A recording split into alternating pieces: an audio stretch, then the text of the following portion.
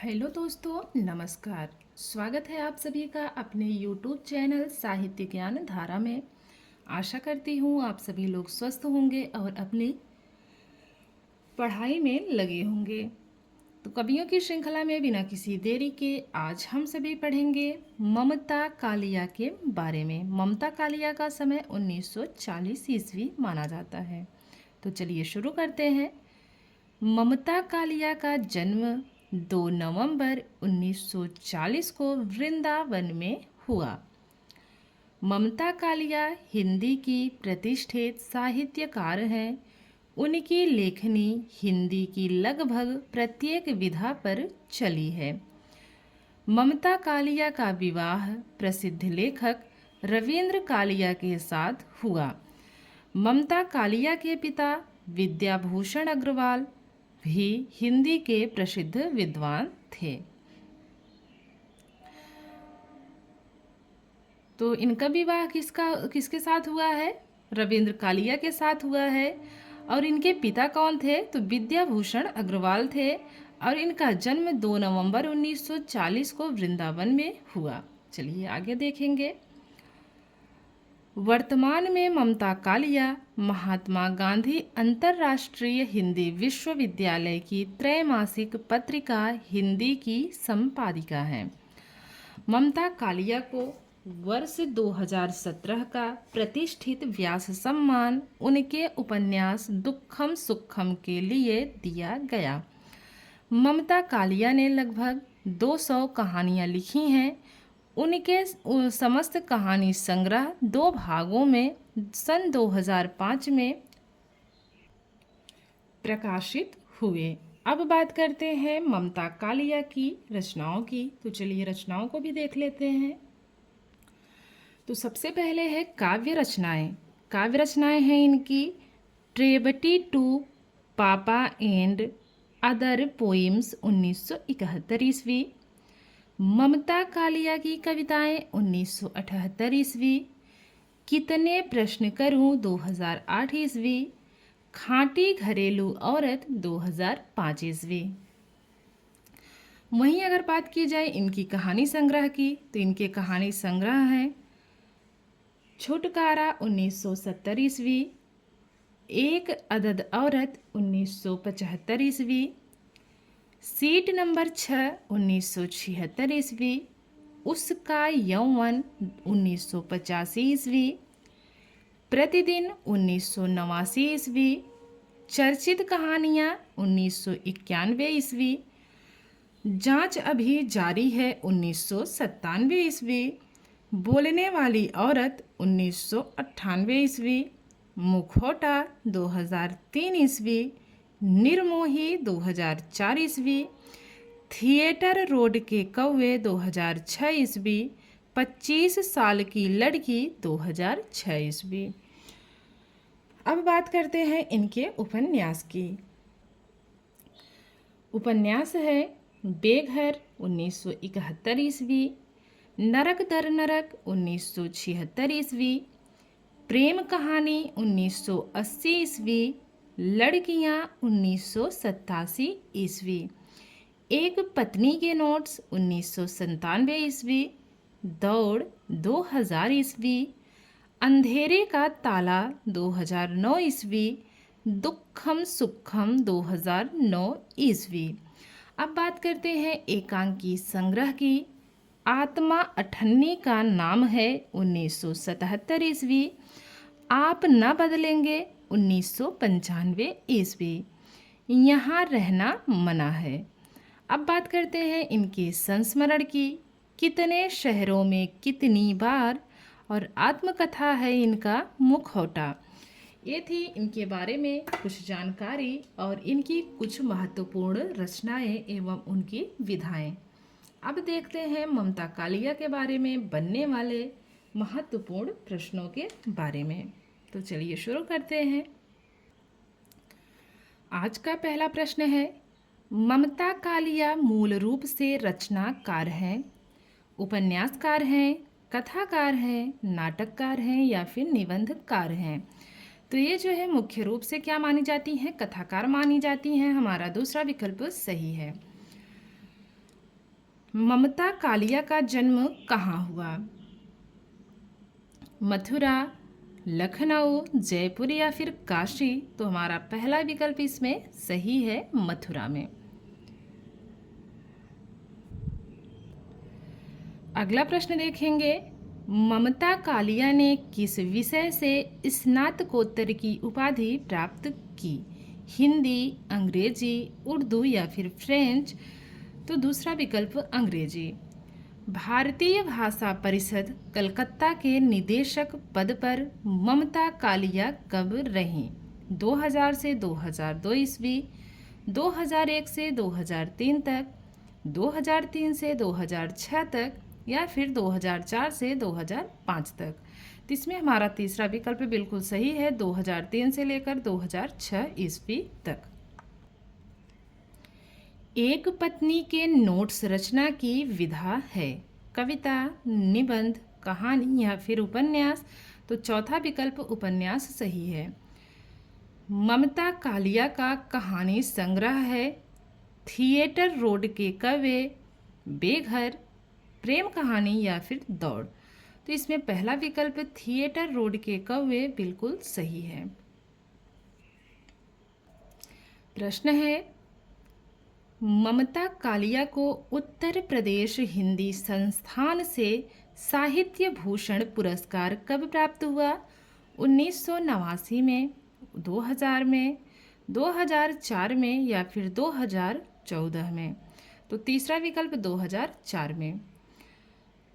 अगला प्रश्न देखेंगे, ममता कालिया को उत्तर प्रदेश हिंदी संस्थान से कहानी सम्मान कब प्राप्त हुआ?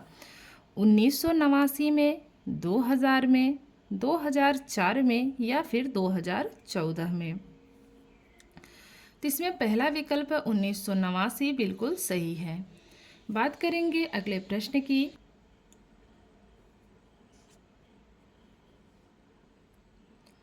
ममता कालिया को प्रतिष्ठित व्यास सम्मान से कब सम्मानित किया गया?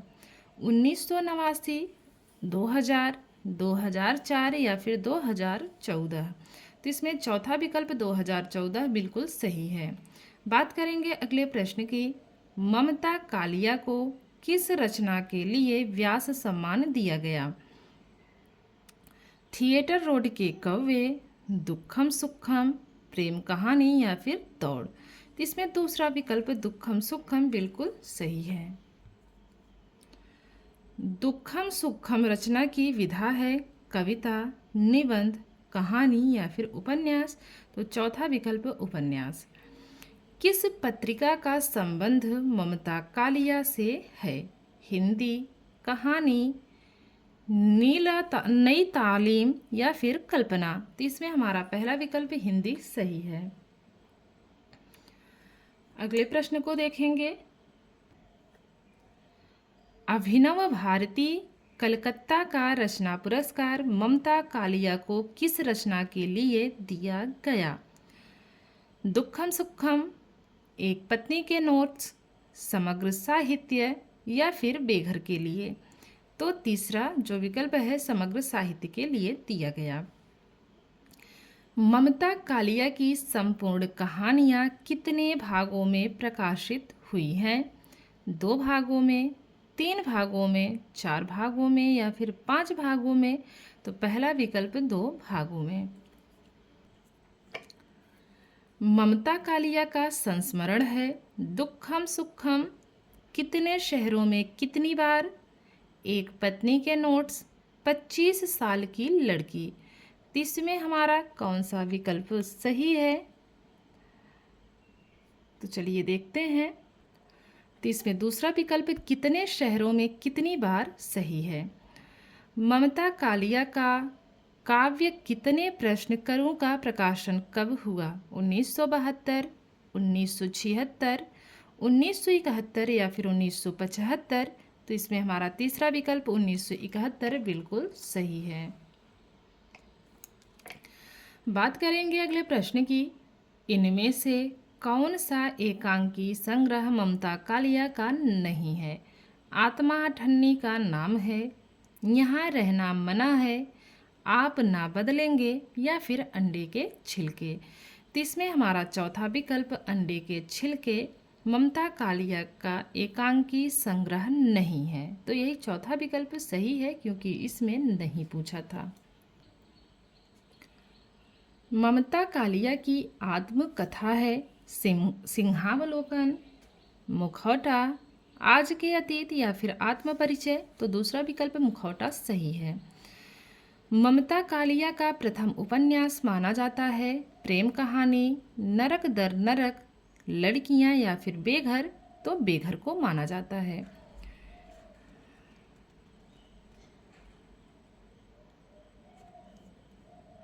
प्रश्न है, इनमें से कौन सा कहानी संग्रह ममता कालिया का नहीं है? विकल्प देखेंगे। इनमें से कौन सा कहानी संग्रह ममता कालिया का नहीं है?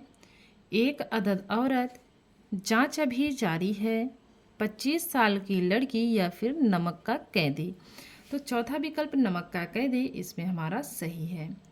अगला प्रश्न है, इनमें से कौन सा उपन्यास ममता कालिया का नहीं है? एक पत्नी के नोट्स, ये तो है। अंधेरे का तारा, यह भी है। दुखम सुखम, यह भी है। इसमें हमारा जो दिया गया है एक पति के नोट्स, यह ममता कालिया का उपन्यास नहीं है। यही तीसरा विकल्प हमारा सही है। अगला प्रश्न है, ममता कालिया के कहानी संग्रहों का प्रकाशन वर्ष के अनुसार सही क्रम किस विकल्प में है? सीट नंबर 6, एक अदद औरत, छुटकारा। तो इसमें जो सही विकल्प दिख रहा है वो दूसरा वाला दिख रहा है। सबसे पहले आएगा छुटकारा, 1970 ईस्वी की है। एक अदद औरत 1975 की है। सीट नंबर 6, 1976 ईस्वी की रचना है। तो इसमें हमारा दूसरा विकल्प सही है। आगे जो है हमें पढ़ने की आवश्यकता नहीं है। प्रश्न है, जांच अभी जारी है कहानी संग्रह का प्रकाशन वर्ष है 1992, 1997, 1996 या फिर 1995। तो इसमें हमारा दूसरा विकल्प 1997 ईस्वी बिल्कुल सही है। देखेंगे अगले प्रश्न को। एक अदद औरत कहानी संग्रह का प्रकाशन वर्ष है 1972, 1978, 1976 या फिर 1975। तो इसमें हमारा चौथा विकल्प 1975 ईस्वी बिल्कुल सही है। अगला प्रश्न है, निर्मोही कहानी संग्रह का प्रकाशन वर्ष है 2004, 2001, 2002 या फिर 2003। तो इसमें हमारा पहला विकल्प 2004 ईस्वी बिल्कुल सही है। बात अगर करते हैं 26वें प्रश्न की, तो क्या है प्रश्न, चलिए देखते हैं। 25 साल की लड़की कहानी संग्रह का प्रकाशन कब हुआ? 2000 ईस्वी, 2006, 2002 या फिर 2007। तो इसमें हमारा दूसरा विकल्प 2006 ईस्वी बिल्कुल सही जवाब है। प्रश्न है, थिएटर रोड के कौवे कहानी संग्रह का प्रकाशन कब हुआ? 2000 ईस्वी, 2006, 2002 या फिर 2007। तो इसमें हमारा दूसरा विकल्प 2006 ईस्वी बिल्कुल सही है। प्रश्न है, ममता कालिया के उपन्यासों का प्रकाशन वर्ष के अनुसार सही अनुक्रम किस विकल्प में है? विकल्प में है, देखिए क्या क्या दिया गया है। बेघर, तो बेघर का समय है 1971 ईस्वी। नरक दर नरक 1976 ईस्वी। लड़कियां कब की है? लड़कियां है 1987। और बात करें दौड़ की, तो दौड़ है 2000 ईस्वी की। तो इसमें तो हमारा पहला विकल्प ही सही दिख रहा है, तो आगे विकल्प पढ़ने की कोई आवश्यकता नहीं है। तो इसमें हमारा पहला विकल्प सही है। अगला प्रश्न देखेंगे, बेघर उपन्यास का प्रकाशन कब हुआ? 1972, 1978, 1976 या फिर 1971। तो इसमें हमारा चौथा विकल्प सही है 1971 ईस्वी। नरक दर नरक उपन्यास का प्रकाशन वर्ष है 1972 ईस्वी, 1978 ईस्वी, 1976 ईस्वी या फिर 1975 ईस्वी। तो इसमें हमारा तीसरा विकल्प एकदम सही है, 1976 ईस्वी। अगला प्रश्न है, एक पत्नी के नोट्स उपन्यास का प्रकाशन वर्ष है 1992, 1997, 1996 या फिर 1995। तो इसमें हमारा दूसरा विकल्प 1997 ईस्वी बिल्कुल सही है। एक पति के नोट्स उपन्यास किसका है? ममता कालिया का है, मन्नू भंडारी का है, महेंद्र भल्ला का है या फिर मोहन राकेश का है। तो मिलती जुलती रचनाओं को भी याद रखते हुए चलेंगे। तो एक पति के जो नोट्स है वो रचना है महेंद्र भल्ला की, तीसरा विकल्प सही है। बात करेंगे अगले प्रश्न की। दौड़ उपन्यास का प्रकाशन वर्ष है 2000, 2006, 2002 या फिर 2007। तो पहला विकल्प 2000 ईस्वी इसमें हमारा एकदम सही है। आशा करती हूँ आज की वीडियो आप लोगों को ज़रूर पसंद आएगी। अगर वीडियो पसंद आए तो प्लीज़ लाइक कीजिए, कमेंट कीजिएगा और अपने दोस्तों को भी चैनल से ज़रूर जोड़िएगा। और जिन लोगों ने चैनल को सब्सक्राइब कर रखा है, जो लोग पहले से जुड़े हुए हैं, उनका विशेष आभार, बहुत बहुत आभार, बहुत बहुत धन्यवाद। तो चलिए मिलते हैं कवियों की श्रृंखला में एक और कवि के साथ। तब तक के लिए सभी को जय श्री राधे कृष्णा, जय श्री सीताराम, नमस्कार।